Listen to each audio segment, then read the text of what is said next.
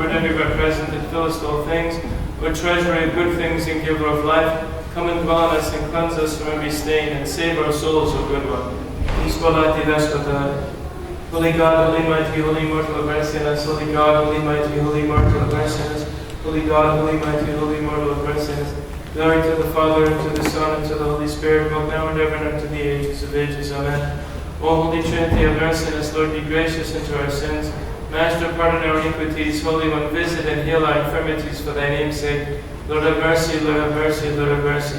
Glory to the Father, and to the Son, and to the Holy Spirit, both now and ever, and unto the ages of ages. Amen. Our Father, who art in heaven, hallowed be thy name. Thy kingdom come, thy will be done, on earth as it is in heaven. Give us this day our daily bread, and forgive us our debts as we forgive our debtors. And lead us not into temptation, but deliver us from the evil one. For thine is the kingdom, and the power, and the glory, of the Father, and of the Son, and of the Holy Spirit, now and ever, and unto the ages of ages. Amen.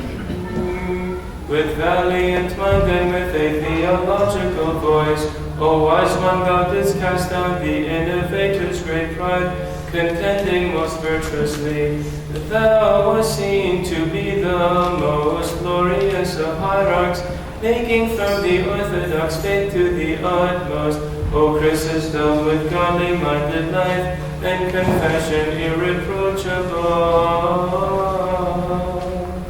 Please be seated. Your Eminence, beloved in Christ, we've come here today on the Sunday of All Saints to glorify and to learn more about one of the most recent saints of the Orthodox Church, Saint Chrysostomos, the new confessor, the former Metropolitan of Florina, who was also the primate, the second primate, but at that time the most important of the primates of the Church of the genuine Orthodox Christians of Greece. And we will speak historically about certain things, what it means to be the former Metropolitan of Florina, and his works for Hellenism specifically, and for Orthodoxy in general throughout his life, throughout the very tumultuous time in which he lived. On January 8, 21, 2016, the Holy Synod of the Church of the Genuine Orthodox Christians of Greece, under the presidency of Archbishop Kallinikos, the synod to which we belong, the Church of Greece, the Church of the Genuine Orthodox Christians of Greece, decided to include the name of Metropolitan Chrysostomos of Florina, his secular last name. It decided to include him in the list of saints of the Orthodox Church. Just as we have Saint Nektarios, who reposed in 1920, so there are many other saints of the 20th century, and possibly even of the 21st century. But Saint Metropolitan Chrysostomos lived from 1870 until 1955. And he was the second primate, that is the first hierarch of the Church of the Genuine Orthodox Christians of Greece, which, as we know, it began after 1924 with the innovation of the calendar, which was imposed upon the Church of Greece at that time. But Saint Chrysostomos, the new confessor, was born on November 13th, 1870. On the feast of Saint John Chrysostomos in Maditos, in Thrace, in what is now Turkey. But at that time,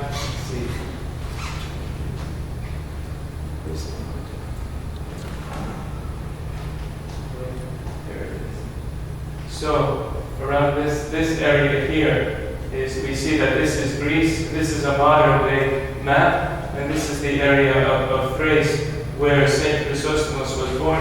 In 1870, this entire area was, of course, at that time, part of the Ottoman Empire, and he was born on November 13th, 1870, and because of his parents' great piety and the coincidence, as it were, that they bore a son on the feast of Saint John Chrysostomos, they gave the name of their child they gave the name of Chrysostomos to their child. This is a picture also of the city of Kallinikos at the time of the late 19th century.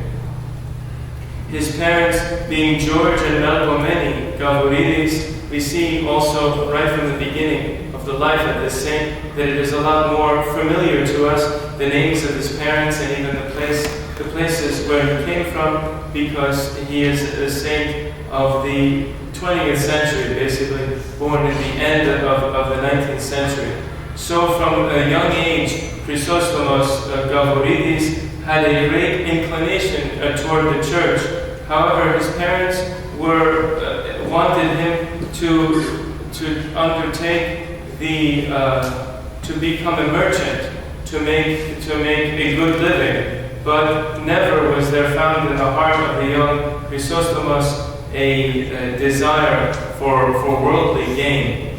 So after many struggles with his parents, he decided, and with his family members, they eventually relented and permitted him to study theology in the school of Halki, which is, as we see, once again, this being Thessalonica, this being Bulgaria, this is Constantinople. The area, it says Istanbul right there. This is a modern map, and this is where the island of Halki is to this day, where the seminary has been closed by the Turks since 1971. But at that time, in the late 19th century and the first half of the 20th century, it was an Orthodox theological school and a theological seminary at which the young Chrysostomos Gavouridis studied, and he received good grades and began at this time to delve into the history and to the theology of the Orthodox Church. He received the mark of Kallinikos from his when he finished the theological seminary of Halki, which is basically very good. It is a kind of, I guess, a B rating. His dissertation that he wrote for his Bachelor of Theology was the orthodoxy of Syro-Lucaris, who was a patriarch of the 17th century, that some people suspect was actually a Protestant, but he, using various scholastic and theological arguments, proved that he was not in fact a Protestant, that he was not a Calvinist Protestant, but that these things were a forgery made by the Jesuits against him. So we see even from the beginning of his theological career, he is defending orthodoxy, theological life rather, because it is certainly not a career, but at the beginning of his theological studies, he is always defending the rights of orthodoxy against those who are attempting to besmirch the reputation, even with this historic figure of Syro-Lucaris, who was actually martyred by the Turks, and he was one of the patriarchs of Constantinople who was actually murdered by the Turks, and he is specifically a hieromartyr of the church, so he's certainly not a Protestant.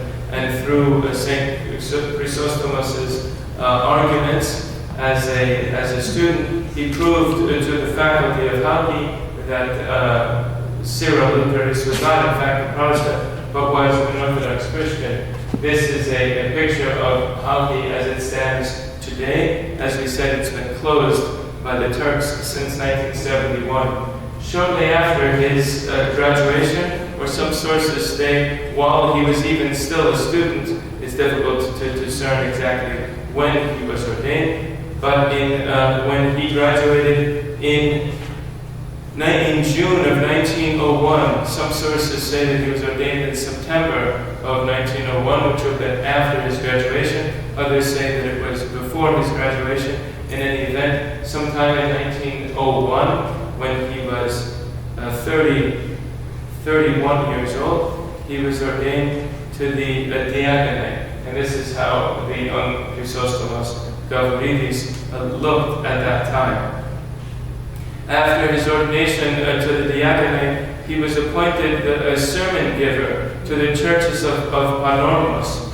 And as they said at that time, the churches of Panormos resounded with the sounds of his sermons, and for this reason he was much beloved by the people. And many of his sermons were published by the official periodical of the Ecumenical Patriarchate, Ecclesiastici Aletheia, Ecclesiastical Truth, that they published some of his sermons, for he was such a great sermon giver even at that time. Now, returning to Constantinople as a deacon, he served as the third deacon of the Patriarchate, for they always had 4 deacons, the archdeacon, the second, the third, and the fourth deacon, and he held the position of third deacon. Now, on July 31st, 1908, after having been a deacon for 7 years, and while still a deacon, the Holy Synod of the Ecumenical Patriarchate, that is the Patriarchate of Constantinople, present-day Istanbul, elected him the Metropolitan of Indros.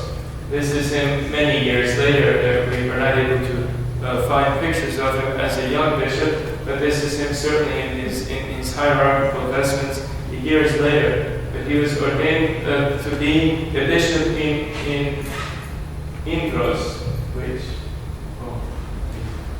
Indros is an island off the coast of Constantinople, which is very small, close to Halki. It was its own diocese, a diocese of Indros and Tenedos. And after having served for 4 years as the bishop of Indros and Tenedos, it was then that he was transferred as the bishop Metropolitan of Tenedos. He was transferred to the diocese of Macedonia. This is where he remained for a number of years. And this is where the map shows where we're going to speak a little bit about his time as the Metropolitan of Macedonia from July 28, 1912. And it was at this time, right at the time of the beginning of World War I, there were the Balkan Wars, at which time many of these areas, this is again a modern day map. This is, of course, of great interest to many, of course, in this parish, who are from the area of Bitola and of Florina, and the former Yugoslav Republic of Macedonia. For those of us who remember how maps were back in the 1980s and the 90s, this was Yugoslavia and Serbia and Croatia. In the 1990s, these borders changed so that there is this country called the former Yugoslav Republic of Macedonia. So it used to be Macedonia, but at that time, this entire area was the Ottoman Empire. We should speak a little bit about the history of Hellenism in the early 20th century, even from the 19th century. I'll try to be as brief as possible. When Greece received its independence in the 1820s, the first king of Greece was the King Otto, the king of Greece. And his successor, whose name escapes me at the moment, I believe it was George I, held the title not the King of Greece, but the King of the Greeks, Vasileus Donellinon, which is quite different from Vasileus tis Elavos, which is the King of Greece. That is, that he's simply the King of the Kingdom of Greece. But the King of the Greeks encompassed many peoples which were still under the Ottoman Empire, even into North Africa and into Albania and certain areas of Bulgaria and certainly all of Asia Minor. So at that time, the idea of enosis, of unification, which even until the 1950s and even until the 1970s, with the Cyprus situation, the Cyprus issue was an issue of unity which concerned the Greeks, because the modern Greek state has been constantly built upon by war throughout World War I and World War II, even throughout World War II. The Dodecanese, the 12 islands, were the last of the areas to come into the modern state of Greece. So Greece was never a specific place, but there were many Greeks who lived certainly in Constantinople and in Alexandria. So there were many who lived outside of what is the kingdom of Greece, who considered themselves certainly a Greek and wished for to be a part of the Greek kingdom. Now, at this time, at the beginning of the 20th century, the Ottoman Empire, which at that time encompassed the entirety of North Africa and of most of the Balkans, was becoming weak.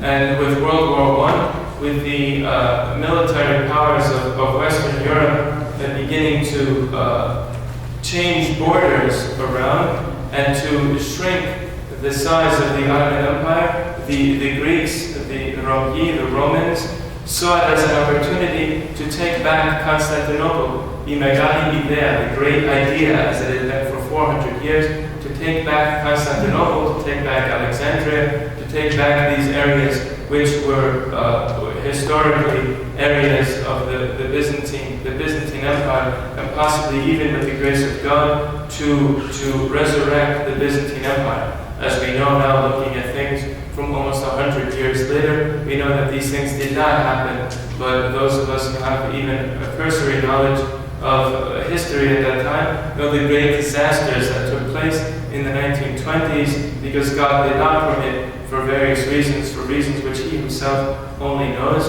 did not permit the Romans, the Greeks, to obtain these lands. So at that time, but it was not only the Greeks who were become filled with the spirit of nationalism, but it was also the Bulgarians and the Serbians who were all under the Turkish yoke. And as the Turkish Empire, as the Ottoman Empire began to weaken, so all of the various nationalities which were under the Ottoman Empire began to war against the Ottoman Empire to obtain their own freedom.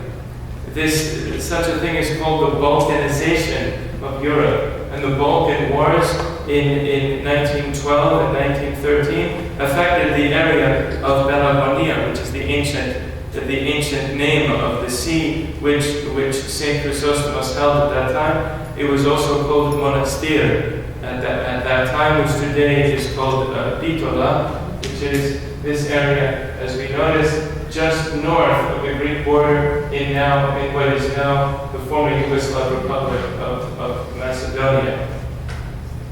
So he, being a staunch Greek and a great defender of the rights of the ecumenical patriarchate, because those areas were ecclesiastically under the patriarchate of Constantinople, he fought not with arms, but by refusing to allow certain forces to dilute the Hellenic character of the Orthodox churches of Monastir, of present-day Bitola.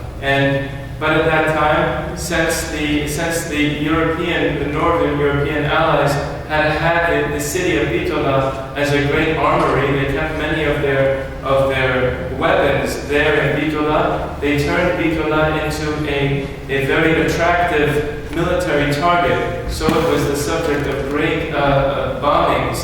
Day in and day out, the city was bombed, and the dead were so great, the number of the dead were so great that the priests could not manage to bury them. And they feared to go out into the streets to gather up the dead, to bury them, that they themselves, the priests, might be killed in the process of burying them. But Metropolitan Chrysostomos of Bitola, of Monastir, of Macedonia, at that time, showing through his good example, he himself fearlessly entered into the streets and gathered up the dead bodies of those who had been killed by the war, and buried them himself. And in this way, he strengthened also his priests who were under him to encourage them to fulfill their obligations as clergymen of the church.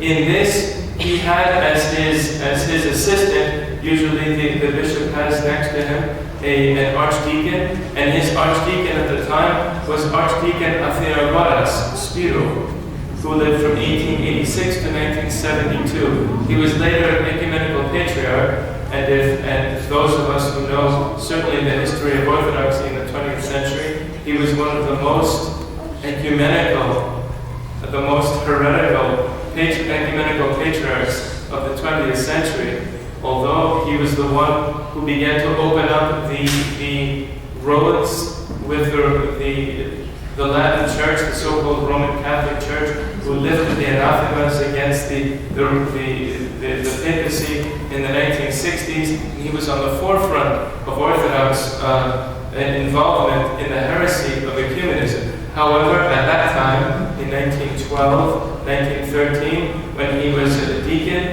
a deacon under the very holy Metropolitan Chrysostomos of Macedonia. I mention the name of Patriarch Athenagoras because they had a long-lasting relationship. Even until the end of his life, they were very close, sometimes not in a very good way. But around this time, in 1913, Saint Chrysostomos, together with his archdeacon Athenagoras, later ecumenical patriarch, was arrested by the European forces because of his opposition to the de-Hellenization of the areas contained within his metropolis, because he heard, the story goes, that he heard two people who were fiercely anti-Hellenic. He heard them insulting the king of Greece at that time, King Constantine I of the Greeks, who lived from 1886 to 1923. And on hearing the Serbian and the Bulgarian officers insult the king, the hierarch, Saint Chrysostomos, who until that time was silent, began to speak up and to defend the leader of the Greek nation. Now, when he arrived in Thessalonica, from where he was going at that time for certain business for his metropolis, he was arrested by two Senegalese soldiers from the French colonies. They arrested Saint Chrysostomos together with his deacon, Archdeacon Athenagoras. Here is certainly Saint Chrysostomos at that time, and his archdeacon, later ecumenical patriarch Athenagoras. They were arrested under pretext of a criminal investigation, and they were put in prison in Thessalonica together with common criminals for 12 days. This was an attempt to undermine the Hellenic character of the area of Monastir, of Bitula, certainly by removing the leader, the ethnarch of the Greek community at that time. After 12 days, they were released from prison, and after a certain number of days, he was exiled to Maldathos together with his archdeacon Athenagoras, where they remained for a number of years on Maldathos in exile. That is, they were sent to Maldathos, but they were not permitted to return. They were not permitted to return to his diocese of Monastir, and this was the aim and purpose of this imprisonment was to remove the Greek hierarch, to attempt to, because at that time, as we see, the borders changed, and this area was no longer Greek. After his release from prison, the king of Serbia offered him to retake over his diocese. However, he would have to liturgize in Serbian, and Saint Chrysostomos answered that he was a Greek hierarch, and that he was called by God to serve the Greek flock, the Greek Orthodox Christians, and he refused to accept this appointment because it was, as we know the history at that time, it was something artificial, that the peoples were being moved around and borders were being moved around, and he refused to accept this decision which had been made not by the people but by a certain of the aristocracy or certain of the military and of the politicians at that time. So, at this time he returned to Constantinople, where in the now we are in the years of 1921. At that time, one of the candidates for the ecumenical patriarchate, because the ecumenical patriarchate had been vacant during World War I, was very tumultuous times, and when the patriarch died or was forced to resign, there was not another patriarch elected for about 4 or 5 years. And Melethios Metaxakis, a very notorious hierarch from Crete, who at that time was the Bishop of Kition in Cyprus, who was a Freemason and a relative, according to the flesh, of Nektarios and Exile, who was certainly an agent of the European powers, was a candidate for the ecumenical patriarchate. And Saint Chrysostomos worked together with the other hierarchs of the ecumenical patriarchate to prevent his election to the ecumenical throne of Constantinople, knowing full well of his modernist ideas and his close connections with the Anglican churches of Europe. He would prove himself to be one of the foremost heretics of the heresy of ecumenism. Who was he who introduced into the church the idea? Well, not exactly the idea, but he was one of the foremost proponents of the change of the calendar. So what we have today, the difference between the new and the old calendars, is basically due to Melethios Metaxakis, who eventually did become ecumenical patriarch because his Saint Chrysostomos' efforts were, I won't say they were in vain, but they, on a worldly level, they were in vain, and they did not bear fruit. That Melethios Metaxakis had became the patriarch of Constantinople and caused great damage to the Orthodox Church at that time. So that once Melethios Metaxakis was elected patriarch, Saint Chrysostomos was not even welcome at the patriarchate. Now here he is the Bishop of Pelagonia, who is not permitted to enter into his own diocese because of political situations in Macedonia, and now he's not even permitted to enter into the patriarchate in Constantinople because of the ecclesiastical situation. That it was certainly well known that he was not a supporter of the present ecumenical patriarch Melethios Metaxakis, because he knew of his what he would do to the church. He didn't know what exactly, but he knew that he was a tremendous modernist and would bring modern and unorthodox ideas into the church. So Melethios Metaxakis attempted to have Saint Chrysostomos arrested. Under what charges, we don't know. But in order to avoid being arrested, he fled to Alexandria in Egypt at that time, which was a patriarchate second in seniority in the Orthodox Church. And he remained there for a short while, at which time the patriarch Photios reposed.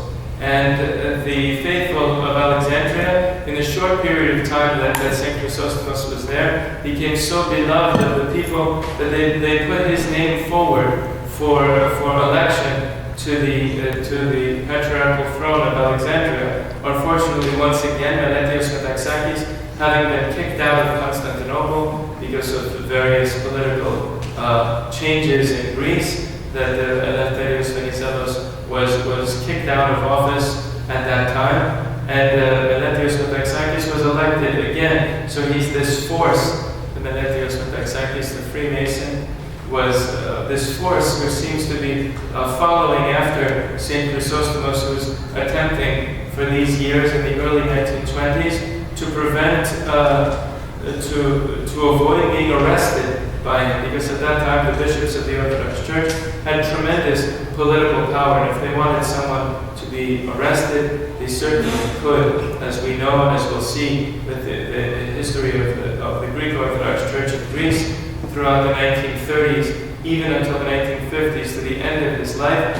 The Church, having as its tool the political and military police of Greece were continually hunting after Saint Chrysostomos because of their attempts to promote modernism and ecumenism, to quote-unquote update the Orthodox Church, and on the other hand, for Saint Chrysostomos' attempts to prevent this from happening, for his refusal to allow the Orthodox Church to be updated, because as we know, Orthodoxy is the revealed truth, and it cannot be updated, nor can it be diluted by the various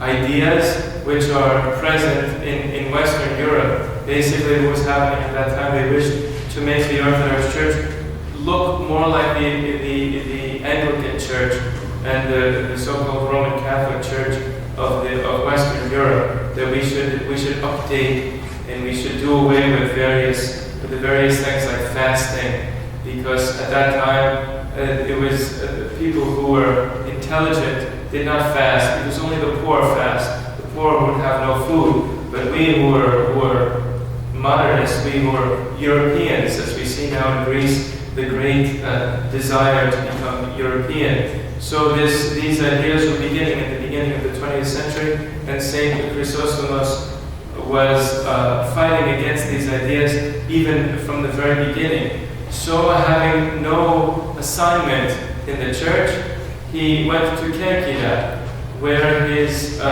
former spiritual child and Archdeacon Athenagoras had been later elected, because St. Chrysostomos brought him to Athens and managed to get his deacon Athenagoras, to get him assigned as the chancellor, the chancellor of the Metropolis of Athens, and then from there Athenagoras went on to become the Metropolitan of Corfu, of Cathedral. So having nowhere else to go, he was a guest of his former archdeacon, who is now in a position to help him, and he lived in Cathedral again during a very tumultuous time when, for political reasons, the Italians occupied Cathedral because of a particular assassination. The Greeks assassinated an Italian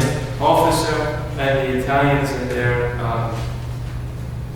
in order to get back at the Greeks, as it were, they occupied the island to the great detriment of the Greek Orthodox people of Corfu. But at that time, Saint Chrysostomos, being next to the two bishops, being next to one another, the former elder and disciple, now basically equals. In 1923, he was together in Corfu, helping his former spiritual son, Athenagoras, to support the Greek peoples of Corfu during the difficult times of the Italian occupation of Corfu. Now, in 1924, he was elected the Bishop of Florina, which, as we saw, is just south of Bitola. This is Bitola, Florina is about there, just over the border in Greece. It was the closest diocese in Greece, and they assigned him to this diocese from 1924 until 1930. And in 1928, he was elected a voting member of the Holy Synod in Athens. That is, he was a bishop of the church, but now he took part in the Synod meetings, so he began to reside in Athens, and he would travel back and forth between Athens and his diocese in northern Greece.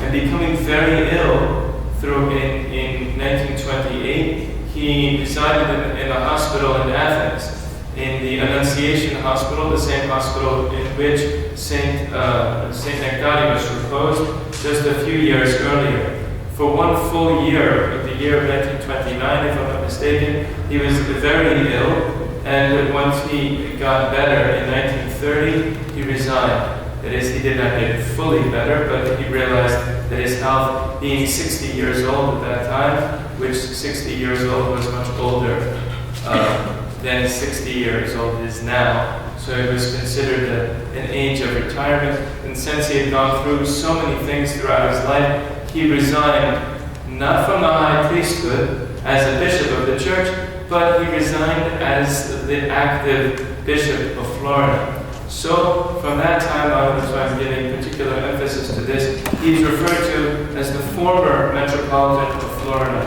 or sometimes referred to as the Metropolitan Emeritus of Florina.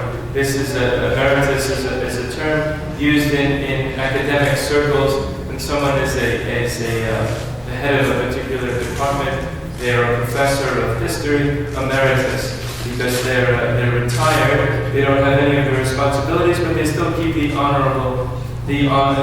honorary title of professor. So also in the church, Florinis, the former Metropolitan of Florina. It is he's not deposed or he's not excommunicated. He's certainly a bishop of the church, but he doesn't have a jurisdiction within the church. There's nothing for which he is responsible. So he moves back to Athens, where he purchases a small home in a bungalow, as they call it, in Athens in the early 1930s. And although he wasn't continually ill, he was certainly older and not in the best of health. So he resided in Athens, and it was here, as we know, that the change of the calendar took place in 1924. This was the Metropolitan Chrysostomos as the Metropolitan of Florina from 1924 to 1930. And after 1930, when he resided in Athens, he began to come into contact with the so-called Old Calendarists. This group of people, priests and deacons and lay people who refused to accept the change of the calendar. Even all the metropolitans in Greece did not change the calendar in 1924. But even in the Metropolis of Florina, St. Chrysostomos did not change the calendar in 1924 when everyone else changed it. But some years later, I wasn't able to find exactly the year, but the state had imposed upon them that on the feast of Saints Peter and Paul with the new calendar, that the diocese of the Metropolis of Florina should convert to the new calendar. And it was on this day that there were torrential rains and flooding throughout Florida, which, as we know, it's not the time of year, certainly for rain during the summer months. This is usually during the fall that there were rains. But on this day, on July 29th with the new calendar, when they were by force celebrating the feast of Saints Peter and Paul, God showed his disapproval to this. I'm not certain if St. Chrysostomos was Metropolitan at that time or not. Certainly he was 1 year residing in Athens, and the diocese was governed by various administrative assistants. So he was toward the end of his ecclesiastical actions when the Synod of Greece took over where he left off, and they pushed the calendar in where he refused to impose it there. So now, after a few years residing in Athens, he came to know the lay people who were the lay people and the clergy and the monastics who were so-called Old Calendarists. They had organized themselves into a group which called itself the Community of the Genuine Orthodox Christians of Greece. This was a particular organization that was organizing the sacred struggle, which is what the Old Calendar movement was called at that time. And his first official contacts with the Old Calendarists was in December of 1924, and one of the people in this community was the pious monk Antonios Anthony Moustakas, who was a monk from Athos that St. Chrysostomos knew from his days when he was exiled, if we remember, in 1912 and 1913, before the change of the calendar. So he knew personally certain people that were involved in the so-called Old Calendar movement, which is called which they called at that time the Sacred Struggle. Now he was also working with other bishops of the New Calendar Church of Greece for a number of them to join the Old Calendar together, because up until then the Old Calendars in Greece did not have bishops, but they just had priests, and they were very unorganized. So if one priest was liturgizing in a particular place, by word of mouth, people would find out that there was liturgy for a particular feast of the Nativity or what have you, and all the faithful would gather there, but they did not have a hierarchy. And as we know, the hierarchy is essential to the organization and to the ecclesiology of the Orthodox Church. We cannot have a church without bishops. So this temporary situation, and they were being persecuted at that time. We have even martyrs from 1927 and around that time. Also people even being harassed and being abused and being beaten by the police, lay people and priests, some of whom are saints of our church, who God grant that we speak by them specifically at some time in the future. So this movement of laymen had no bishops, and St. Chrysostomos, as a retired bishop, saw the feast of Theophania, of Epiphany, in Falero, in Thessalonica, in Perea, around Athens. And he saw thousands of people in January 1935. He saw thousands of people around a few priests, and he made the decision within himself not to leave these people without a shepherd. And so he decided, together with other bishops of the state church, he decided on the Sunday of Orthodoxy in 1935 to come out officially and to declare himself, and with the other bishops, to declare themselves as taking over the undertaking, as it were, the struggle, the sacred struggle of the so-called Old Calendarists. But at that time, there was tremendous unrest, as there seems to have been continuously between World War I and World War II, even until the 1970s, to be honest, with military coups.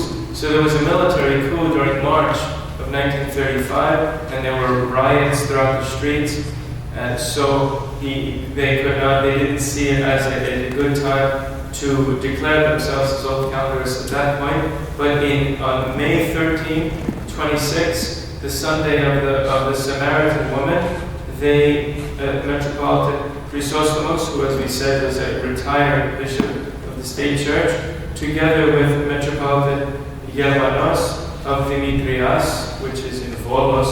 He was the second in seniority in the state church, and Metropolitan Chrysostomos of Zakynthos, who was one of the youngest bishops. The three of them, they declared themselves officially to be Old Calendarists, and they liturgized these three hierarchs in the church of the Dormition of the Theotokos in Athens, in the presence of some 25,000 people.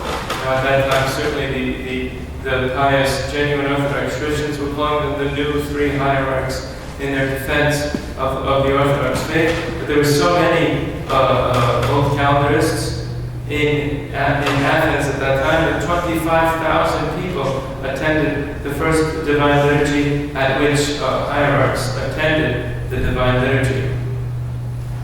In the days following this official proclamation of themselves as Old Calendarists, they ordained three other hierarchs: Germanos of the Cyclades, Christopher of Megalis, and Polycarp of Diaplia, and Matthew Kapathakis of Bresnada. So they were three bishops, and they ordained three more. And why I mention these particular numbers is because we will concern ourselves with the numbers of hierarchs which are together with St. Chrysostomos for the next couple of years. It's a very tumultuous history that the St. Chrysostomos has to go through, because shortly after this, in June of 1935, a few days after their official proclamation of themselves as Old Calendarists and their divine liturgy and their ordinations of hierarchs, the State Church of Greece, the New Calendar Church of Greece, hastily convened a synodal court, and they deposed the three hierarchs from the high priesthood, as well as those priests that they ordained. They defrocked them and ordered that they be exiled to various places. And for 5 years, St. Chrysostomos was sent to the holy monastery of St. Dionysios in Olympias. St. Metropolitan of Nektarios was sent to the island of Amorphos in the Cyclades. St. Metropolitan Chrysostomos of Zakynthos was sent to the monastery of Romvi in Acarnania, and Bishop Germanos of the Cyclades was sent to the Cathedral monastery in Ithaca, and Bishop Matthew was confined to his own monastery in Keratea. That is, the State Church of Greece defrocked them from the high priesthood, removed from them the high priesthood, and ordered that they be exiled to various monasteries. These monasteries which were far outside of the city of Athens. That is, they would send them to a monastery together with soldiers who would prevent them from returning to Athens. The point being, so that they could not return to Athens and begin to organize the Old Calendarists in an attempt to extinguish the movement of the so-called Old Calendarists. Now, in the midst of this persecution, unfortunately, Bishops Chrysostomos of Zakynthos, Christopher, and Polycarp recanted, and they returned back to the New Calendar Church. And even Bishops Christopher and Polycarp were received by the State Church as hierarchs, even though they were ordained by the Old Calendarists. We know that even to this day they deny that we are hierarchs, that we are clergymen of the Orthodox Church, and they do not recognize us as clergymen, but they reordain us. However, at that time, they did receive those hierarchs back into the church, into the New Calendar Church, as full hierarchs. So, not only having the persecution of the state, he also has a certain of his former brethren who are of a weak personality, and two of the new bishops and one of the bishops that came with him from the state church went back fearing and not having the strength of character to endure persecution for the sake of the truth. So from 3 they became also to be 4. They ordained 3 more, and now they came back to be the number being 7, and then 3 of them returning back to the state church. So the number is once again 4. And when St. Chrysostomos returns from exile later that year in October of 1935, although they had exiled him for 5 years, he didn't stay for 5 years as in exile, but through various politicians and members of parliament from Greece, they obtained their release from prison. These hierarchs that we show here, St. Chrysostomos of Florina. Next to him is Germanos of Nektarios, who was the second-ranking hierarch in the State Church of Greece, and Chrysostomos of Zakynthos was one of the younger bishops. He's one of the bishops that went back, that was only with us, who was only with the Orthodox Church as a bishop for a few weeks until he went back into the New Calendar Church. So, having returned from his exile, he did not stay in Athens, St. Chrysostomos, but he almost immediately, that is in December of that year, 1935, he traveled to the Patriarchies of Jerusalem and Antioch. For what reason did he travel to the Patriarchies of Jerusalem and Antioch? Now Jerusalem had remained on the old calendar, and at that time Antioch had also remained on the old calendar. And he attempted to convince the patriarchs, which he did at that time. At least he received their verbal agreement that they would assist him in convening a pan-Orthodox council.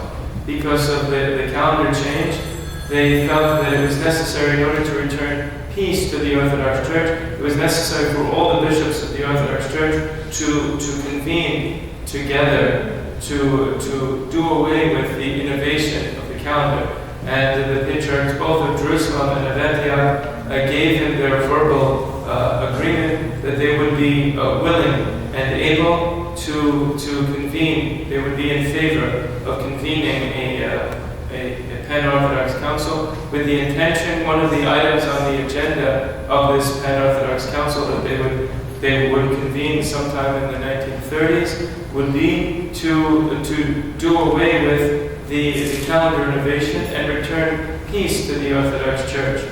However, as we know, this did not happen. We have today, we have the new calendar in the Church. Now, while St. Chrysostomos was in Jerusalem, he was prevented from leaving Jerusalem and from returning to Athens by the Greek ambassador. For the Greek embassy in Jerusalem was given a firm order, was given a very strict order by the Office of Exteriors, by the State Department, if you will, of the Greek government. They were given an order not to validate his passport. That is, if he should try to return from Jerusalem to go back to Athens, it would not be permitted, for they would not validate, they would not stamp his passport. So here he was once again, a prisoner in Jerusalem. Now, certainly not a bad place to be a prisoner, but when your intention is to organize the Orthodox Christians in Greece, his great angst caused him great stress that he was prevented from taking part in the organization of the Church of Greece. And certainly the Greek Church and the Greek government knew this very well, and the Greek government became an organ of the New Calendar Church, and they aided them in preventing an Orthodox hierarch from pastoring his Orthodox flock, because they did not want to see the Old Calendar Church, the Church of the genuine Orthodox Christians. They did not want to see this church to flourish. Now, while this is in the December of 1935, so in May of 1936, St. Chrysostomos being basically imprisoned, that is, he was not permitted to leave. He was basically imprisoned in the Holy Land. He went to church one day on the feast of St. George in late April, according to the church calendar, and early May, according to the civil calendar. And divine providence chose the liberator of captives, the wonder-working and great martyr George the trophy bearer, to liberate St. Chrysostomos, who would tell of this story even until the end of his life. He would tell it with great emotion. And let us hear from St. Chrysostomos' own mouth of this miracle. I was upset by my captivity because I had no information about the developments of the sacred struggle, and I did not know what would happen with my arbitrary detention in Jerusalem. With this problem weighing on me, on April 23rd, I went to the Divine Liturgy. With pain, but with faith, I also entreated St. George to help me. O holy great martyr of Christ, George, thou who art the liberator of captives and the defender of the poor, do thou work a miracle also for me, and deliver me from this captivity. That evening, while I was in my room, before I lay down to sleep, I heard a knock at the door. Yes, I said. And straightway I opened the door, and a polite young man came into my room and said to me, "You are free to leave. No one will notice you." I, entreating him, suggested, "Go and have my passport validated," because that was his main problem at that time. And the polite young man eagerly departed and returned in a short while and told me, all is ready. I then turned to give the young man a tip, and he vanished out of my sight. Amazed, I wondered at what had happened, and my soul was filled with peace and boldness. The next day I went again to church, and as soon as my gaze fell upon the icon of the great martyr George, I remembered the previous night's vision, because the youth in the vision was absolutely identical to the image of the saint on the icon. I chanted with enthusiasm the dismissal hymn of the saint, liberator of captives, defender of the poor, and so on. In continuation, I said to St. George in his icon, as if speaking to a close friend, St. George, I am also a captive. Since you promised that no one would notice me, I am leaving. Protect me. Straightway after church, I went to the house where I was staying and said to the lady of the house, I am leaving for Piraeus. She said, but where are you going, Your Eminence? Your passport is not validated. I told her, St. George will help me. When I reached Haifa and the ships were departing for Piraeus, I began to worry again because I did not speak Arabic and there was no one with me to translate. As I was approaching a small hill, I saw an unknown monk who approached me and made a prostration and said to me in Greek, Your Eminence, how can I help you? I told him, how can you help me? I want to leave and my passport is not validated by the Greek consulate. The monk took my passport and went to the agency, and despite the fact that it did not have the seal of the Greek consulate, he got me a ticket. I passed unnoticed through all the auditors and boarded a Romanian ship bound for Piraeus, where I arrived with the protection of St. George. Straightway after arriving, I went to the Ministry of Religions, where the minister said to me in amazement, How did you get here, Your Eminence? With a Romanian ship, I answered. The reason for the Minister of Religion's amazement was soon explained. My niece, my brother's daughter, Melpomene Zacharias, went to a friend's house where the late Metropolitan Chrysostom of Florina was also present. How is your uncle doing? Is a Metropolitan of the Ecumenical Patriarchy. How is your uncle doing? The bishop asked his niece Melpomene. He is good. He is coming here, she answered. Impossible, the bishop answered. It is to his benefit to stay in Jerusalem. But my uncle is coming here, she answered, and showed him the telegraph she had just received from him. Metropolitan Chrysostom crossed himself and said, The Minister of Exteriors gave a strict order to the Greek embassy in Jerusalem not to validate his passport. How then is he coming? The monk who assisted St. Chrysostomos was the ever-memorable Harmon Eugenius of Jerusalem, whom the Germans executed during the German occupation of Greece from 1941 to 1944 because, as they stated, he had helped an English captive to escape. So obviously this very blessed monk had helped a number of captives in the past, and God, through St. George, also appointed that he should help St. Chrysostomos to return to Athens to the benefit of the Orthodox Church. Now, after having returned to Athens, together with Germanos of Nektarios, Germanos of the Cyclades, and Matthew of Restana, they began spiritually to organize the followers of the patristic Orthodox calendar, because of which they were sued on a number of occasions in the civil courts. Now here is another issue which possibly could deserve another entire lecture.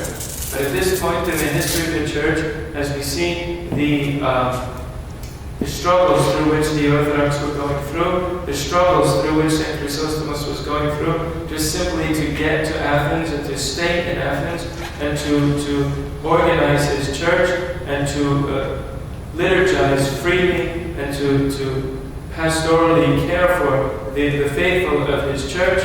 It was at this time that the two bishops, here he is with Germanos of the Nektarios, as we said, one of the original bishops who came from the state church.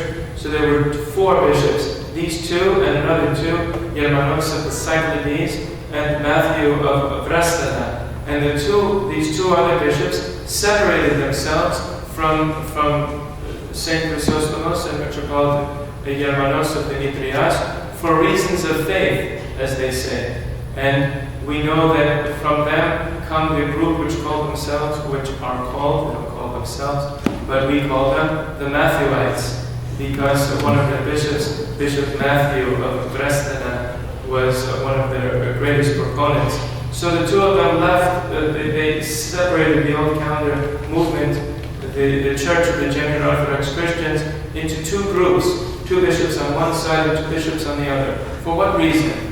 Because in 1935, when the bishops separated from the Church of Greece, they declared the Church of Greece to be schismatic. That is, that they are separated from the Church. And in 1937, after returning to Athens, when he could begin again to write letters and to, as we said, organize the movement on a better footing, he, in various letters to Bishop Matthew and to Bishop Germanos of the Cyclades, he said that the New Calendar Church of Greece is potentially in schism, but not actually in schism.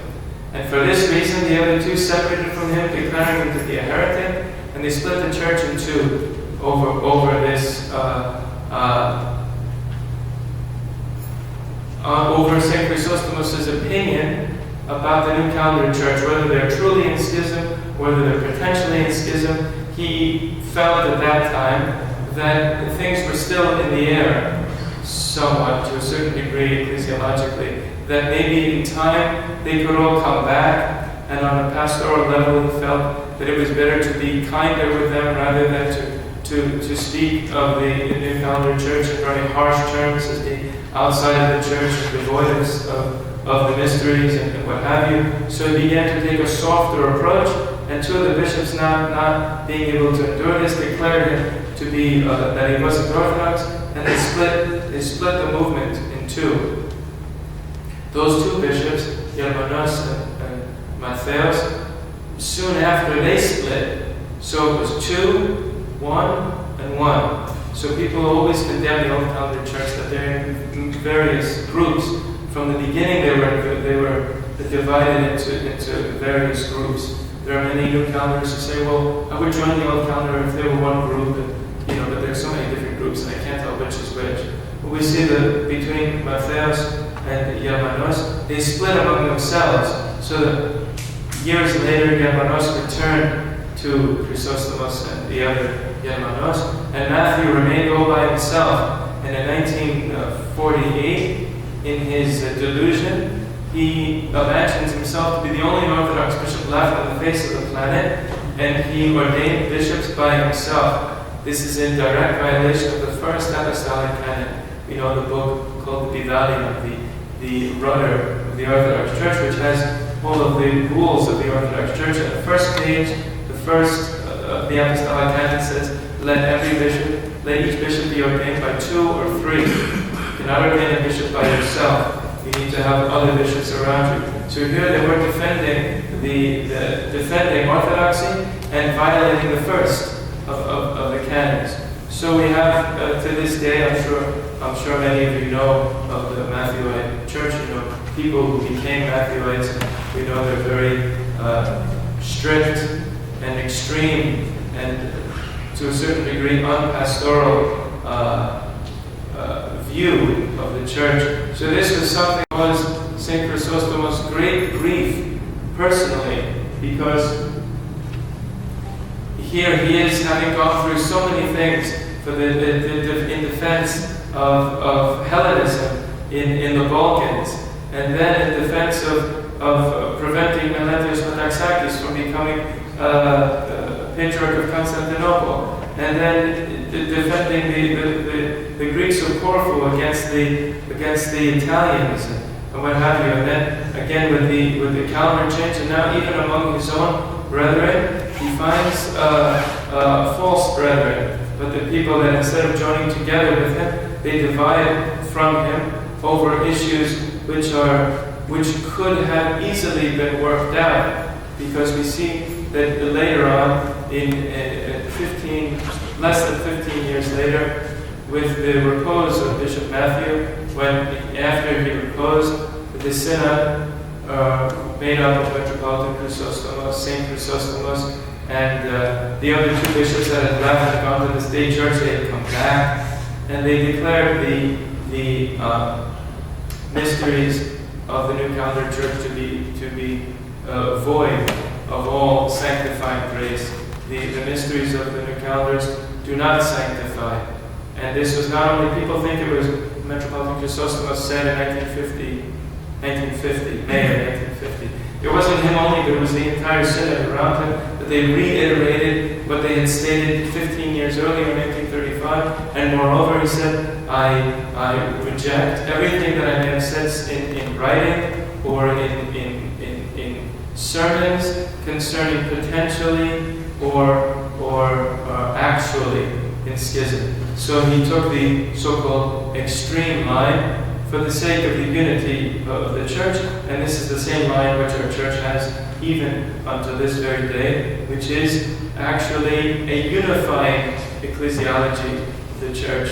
It seems that being pastoral, attempting to be pastoral in a sense, by giving the New Calendars some leeway, by saying, well, maybe they might have some, it's never seems to have worked out toward the unity of the church, because it is not the ecclesiology of the church. Those who are outside of the church, those who are anathematized by the church, those who violate the canons of the church, there are no mysteries outside of the church. And from the point where the New Calendar Church is outside of the church, their sacraments should be judged as sacraments which are performed outside of the church. That is, that they do not have sanctifying grace. But having said that, Metropolitan, that Saint Chrysostomos changed his private opinion and returned to his original opinion of 1935. To this day, the Mathematics don't accept his apology, if you will. I don't know what to call it. An apology. To this day, they don't accept it. It's obvious that they refuse to unite themselves with the church, and they will forever remain a faction which is continually dividing among itself. They have many factions of Matthewites, whereas we see in the last 4 or 5 years, the so-called Florinites, that you may have heard also that name used towards us, that we are Florinites. That's where it came from, because St. Chrysostomos was the Metropolitan of Florina, so since we call them Matthewites, they call us Florinites. And you know how easy it is when people begin to argue, to polarize situations. Now, having said that, throughout the 1940s, we're coming to the end of the narrative. Throughout the 1940s, we have the German occupation of Greece, at which time the state was in no position to persecute the old calendars, because they themselves were being persecuted and being occupied by the Germans. So we have a relative peace in the old calendar church. It was at this time that two of the hierarchs who originally ordained in 1935 returned to the state church. But with the end of the German occupation, and the civil war with the communists in the late 1940s, and also the encyclical of the Synod of the Genuine Orthodox Christians of Greece, declaring the mysteries of the New Calendar Church, of the state church, to be invalid. Using all of this, the state church obtained from the Greek government the ability to persecute them, because for a number of reasons. One of them was that since Russia is on the old calendar, and these old calendars in Greece are also on the old calendar, this is another way for the communists to get their foot into Greece. They couldn't get in through the revolution. Now they're trying to get into the church. This is kind of a scare tactic, to scare the state into commencing a persecution against us. And just as in 1935, the hierarchs were exiled, so in 1951, So in 1951, also the St. Chrysostomos was exiled once again. Now he is at this point 80 years old. 1870 to 1950, he was exiled once again to the monastery of Exile in Mytilene, in Lesbos, because he refused the Archbishop of the New Calvary Church, Spiridon Vlachos, attempted to get him to return to the state church and to return him to his position, to give him all the honors, and he refused. So he was exiled. And even while he was in exile, he received a letter. That is, once again, he was sent with a group of soldiers, sent from Athens to this monastery up as high on the top of that mountain, as it were, where there was neither, it's cold in the winter and hot in the summer, there's no water, it's rocky, there's no grass, and difficult place for an aged, ill man to live in a New Calvary monastery. And the few monks that were there were compelled to keep this prisoner together with the other soldiers who were there guarding him. But while he was there, many people had come to visit him in his captivity. The others were permitted to come and go. He was not permitted to come and go. And while he was there, he received a letter from his former spiritual child, from his former friend, patriarch, the ecumenical patriarch Cathedral, who was one of the most powerful people in the Orthodox Church and in the Greek government, and he offered him to restore him to the New Calvary Church and to give him one of the most affluent, one of the most important metropolises in Constantinople. He says of Yarda, as he calls him in the letter, Yarda, come back to Constantinople so that I can have you next to me. You can be my counselor in ecclesiastical matters. It pains me greatly to see you at this deep old age, to be in such dire straits. Come back to Constantinople. He just has to make a few phone calls, and he would be permitted to leave immediately. And St. Chrysostomos answers him back and says, always being noble and kind above everything else, he thanks him for his care and his concern for my physical well-being. But if you really want to bring me spiritual peace, you should bring peace to the church and tell the state to stop persecuting the priests, because in the 1950s, priests were dragged out of church, clean shaven, their beards were ripped out of their faces, their rasta were torn off of their bodies. Sorry.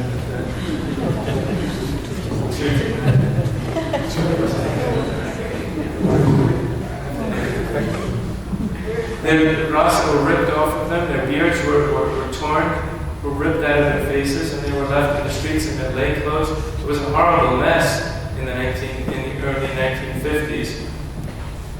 And many of our own bishops also went through these things as young hieromonks, including Archbishop of Nektarios and Metropolitan Petros, that they were spent time in prison. The Metropolitan Petros of Astoria was in prison was in jail, not prison, but a holding cell. And while he was he's the predecessor of Metropolitan Nektarios in St. Marcellus. And while he was in jail, one of the other inmates says to him, well, what are you in for? Well, I'm an old calendrist. Oh, an old calendrist. He goes, well, what are you in for? He goes, don't you know me? I'm so-and-so. And he said his name, it was basically Jack the Ripper. It was a serial killer that they've been looking for, and they put the two of them in the same cell, at least for 24 hours. So this was the time of the early 1950s when Metropolitan St. Chrysostomos was an old man, and Archbishop of Nektarios and the Metropolitan Petros of Astoria were and other bishops of the church they were young men at the time. They were they were subservient to Metropolitan Chrysostomos. So, staying in exile for a number of months, over a year, he, through various politicians in Greece, they obtained his release, because it was something of an embarrassment to keep an old bishop who was not guilty of any crime in exile. So even after he returned, he received a visit from Patriarch Athenagoras' niece, Agni, who conveyed to him the same message that, my uncle wants to tell you personally. His niece, Agni, the niece of Athenagoras, came to St. Chrysostomos' house right after he returned from his exile and said, my uncle will give you one of the best metropolises in Constantinople with a salary and a place to live. And his answer to her was a quote of Christ's words in the Gospel of John to the Samaritan woman, where he says, the Jews have no dealings with Samaritans. And then he answered, she says, oh, come on, it's not like that. That's my answer. So after all of his kindness, at some point when it came down to it, he just said, we have no dealings with each other. And then once again, Chrysostomos, Spiridon of Athens, Spiridon Vlachos of Athens, once again attempted he invited St. Chrysostomos to see him and to offer to him all of the back payments of his pension, because as a retired bishop, he received a pension from the state. But even to this day, the State Church of Greece receives its funds from tax dollars, and the clergy of the Church of Greece, of the New Calendar Church, are subsidized, they're paid by the government. So also as a retired bishop of the Church of Greece, he had a pretty decent living. With his deposition, so-called, and his declaring himself as an old calendar, that was all stopped. So the Archbishop of the New Calendar Church, Spiridon Vlachos, invited St. Chrysostomos to his home in Psychikon, a suburb of Athens, where he told him, listen, Chrysostomos, you have a good place in history, as we said, this whole thing throughout the Balkan Wars and what have you. You have a good place in the history of the church. Don't besmirch your past by insisting on the old calendar. Don't you see that your partners have abandoned you?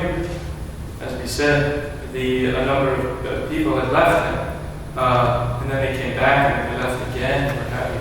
A number of your partners have left you, and the adherents of the old calendar is still dissolving. Return, therefore, to the bosom of the church, the New Calendar Church, of course, which, among other things, will give you the balance of your pension amounting to many thousands of lira, drachmas, with interest. So he offered him, that's 15, almost 20 years worth of his pension in one lump sum with interest. So he offered him a tremendous amount of money. These and other similar things, Archbishop Spiridon said, thinking thus to affright or entice and shake the unshakable rock, who interrupted him and said, your beatitude, he always referred to him with his ecclesiastical titles because he was always noble, he was always kind. That doesn't mean that he recognized his ecclesiastical place in the church. He told him, strive to unite the church, returning the traditional patristic calendar to it, so that the other Christians may find rest. Concerning pensions and monies, I am not interested, nor because of them will I violate my conscience. Certainly not now, at the twilight of my life. It is absolutely false that the old calendars are dissolving, or have dissolved already. On the contrary, their faith, which was iron, is now becoming steel.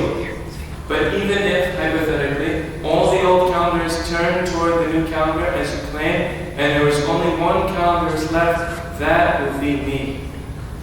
Again, that was his last words. Amazed at hearing these words, Archbishop Spiridon, instead of answering him, has said, "May God have mercy on you."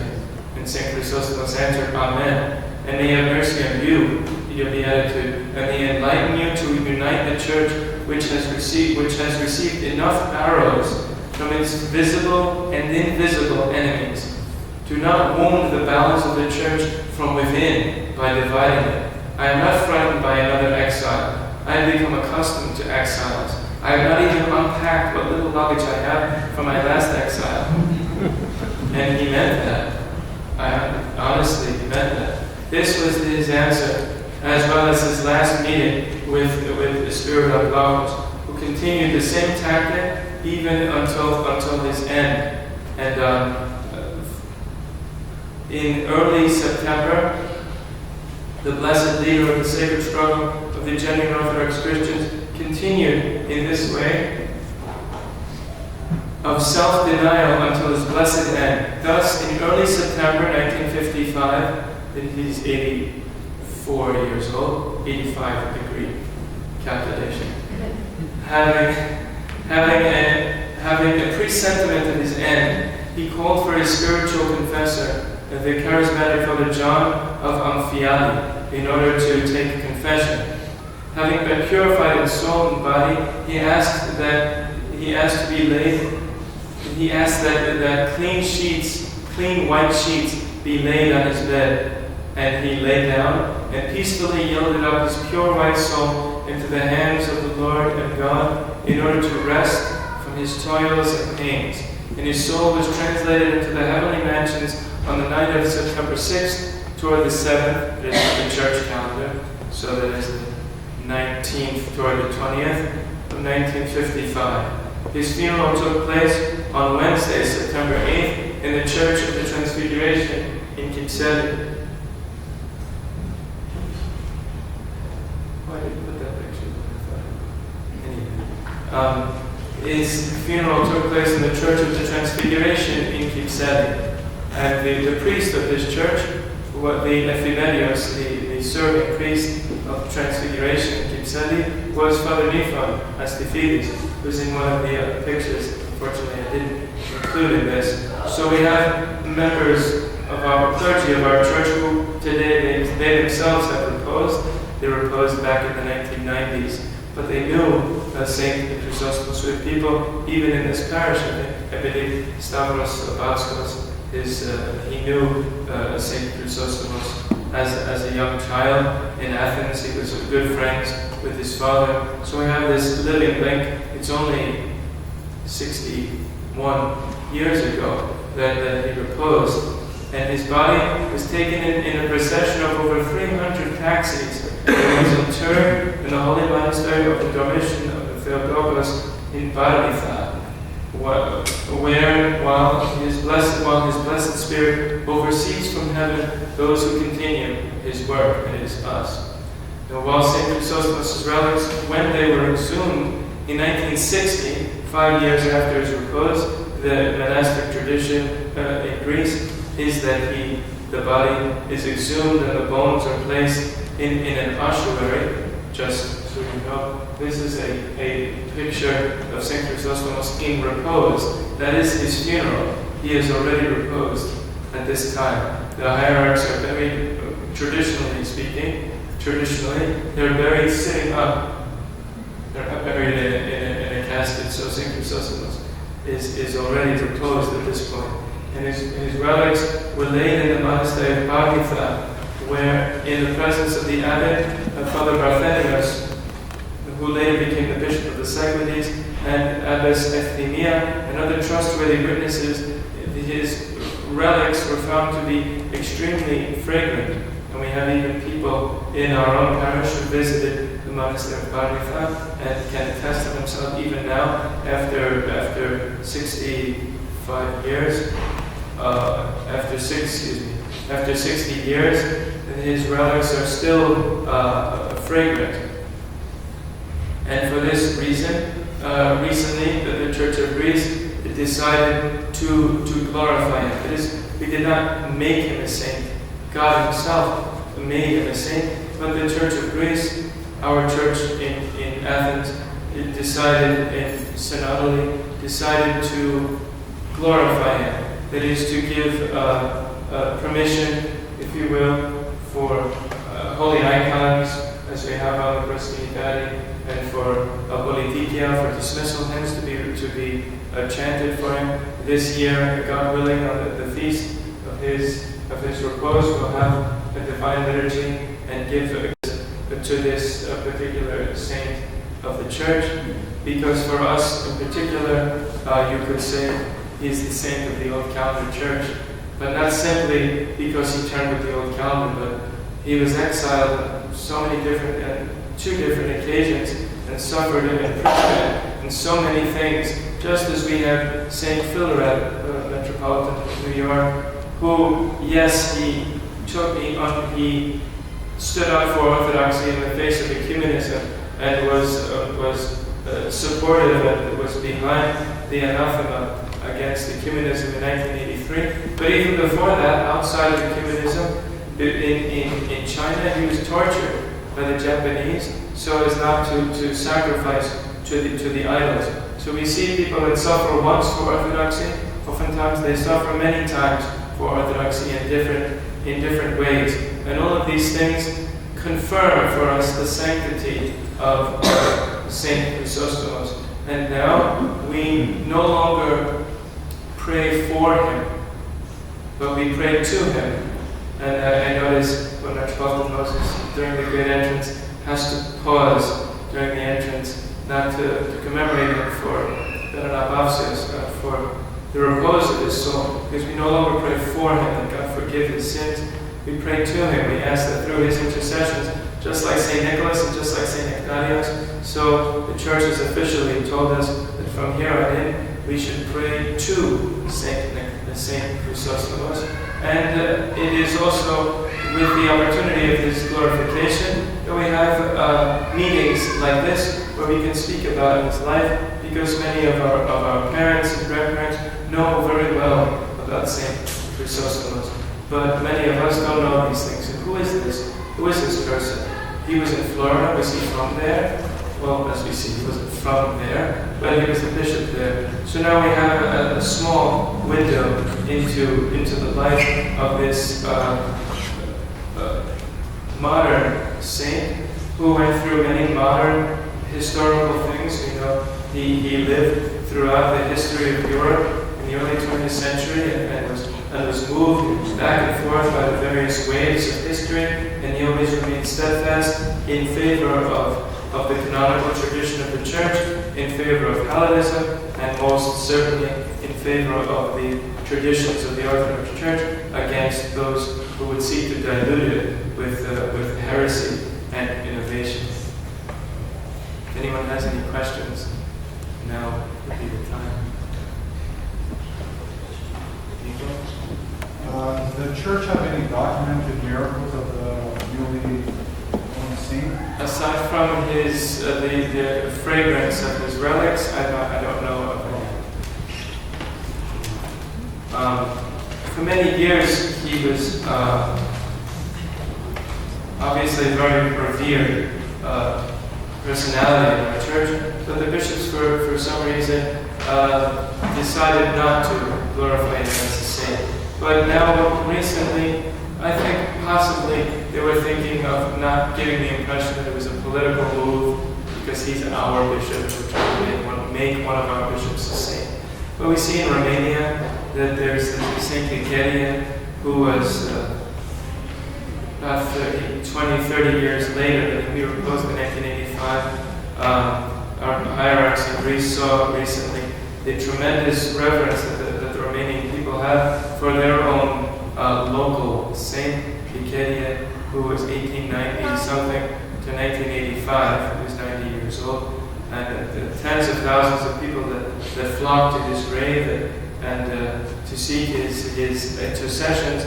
So I think at this point we took the courage, with the encouragement of Metropolitan Cyprian of Repose and Philly. He was the one certainly at the forefront of this, and the other bishops certainly acquiesced So it was, I don't think it was anything in particular, like a particular miracle aside from the fragrance coming from his relics that caused us to proceed with the listing of his name among the list of saints of the Orthodox Church.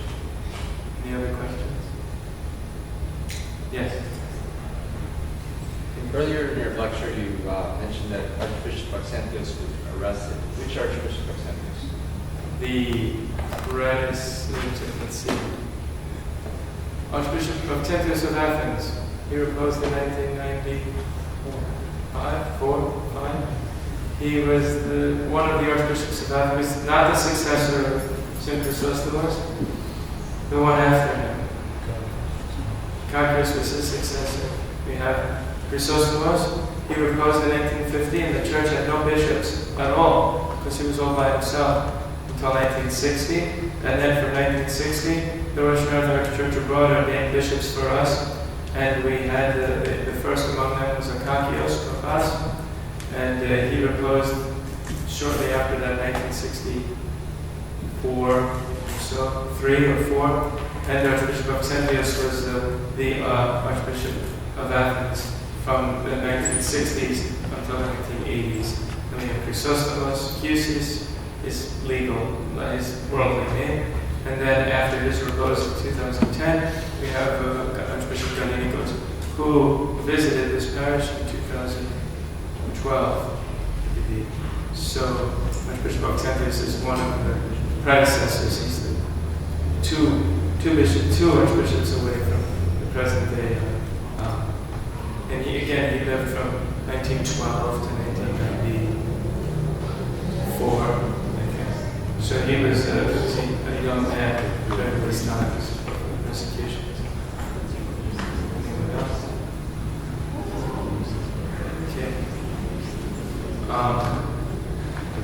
Having said that, we now that we brought out the relics when Metropolitan Moses was honored to represent our Metropolis in Greece recently, on the Sunday of the Samaritan woman in mid-May, the same time of year that they proclaimed Orthodoxy in 1935. So many decades later, the Church of Greece also decided to, at this time, to glorify St. Chrysostomos, and Metropolitan Moses was Metropolitan Nektarios in America, together with various clergy. I believe Archbishop was present with him, his Synod as the Chancellor. So North America was certainly represented at this historic event of the Orthodox Church in Greece, but also of the entire world. And we should take this opportunity to know that we have another saint in the choir of the saints, that today, the day of All Saints, so also we celebrate the memory of St. Chrysostomos and of all the confessors, but specifically today of St. Chrysostomos.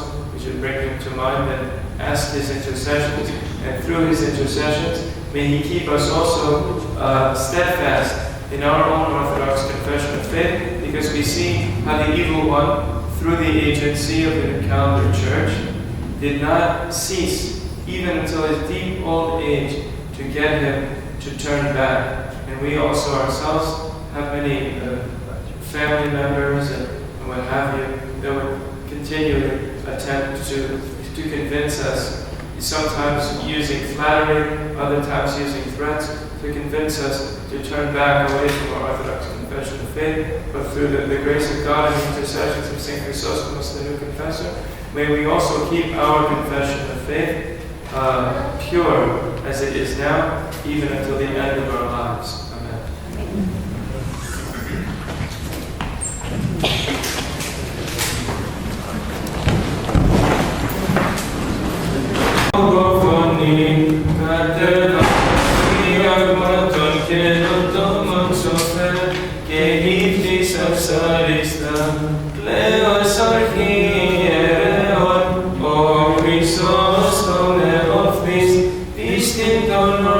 Orthodox and Nektarios escatos, amento homundo inia, vio franimati, with valiant mind and with a theological voice, O wise one, thou didst cast down the innovator's great pride, contending most virtuously, thou wast seen to be the most glorious of hierarchs, making firm the Orthodox faith to the utmost, O Chrysostom of godly-minded life, and confession irreproachable.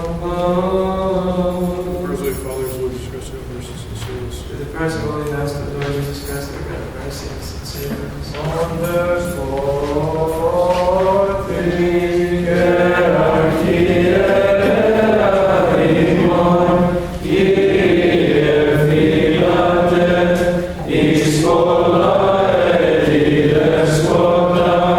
Is for